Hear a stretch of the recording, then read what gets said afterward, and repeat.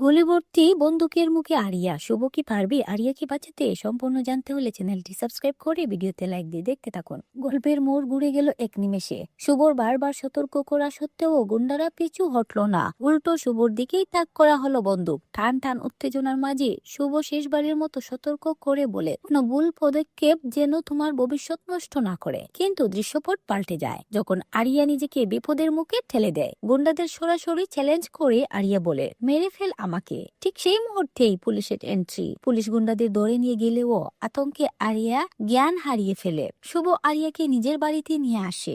জ্ঞান ফেরার পর আরিয়া মেজাজ হারিয়ে শুভকে কিডন্যাপ করার অভিযোগ তুলে, কিন্তু শুভ এবার গর্জে উঠে। সে সাফ জানিয়ে দেয়, আরিয়া মাথায় আঘাত পেয়ে অজ্ঞান হয়ে পড়েছিল বলেই তাকে ডাক্তার দেখানোর জন্য এখানে আনা হয়েছে। মোহনাও শুভকে সমর্থন করে সব বুঝিয়ে বলে। কিন্তু গল্পের শেষ চমক তখনও বাকি। আরিয়া যখন রেগে বাড়ি ছেড়ে চলে যেতে চায়, তখন শুভ তাচ্ছিল্য সুরে বলে, যেখানে খুশি যাক, আমার কিছু যায় আসে না। শুভর এই অবহেলা কি আরিয়া সহ্য করতে পারবে, নাকি তাদের সম্পর্ক এবার নতুন কোনো মোড় নেবে?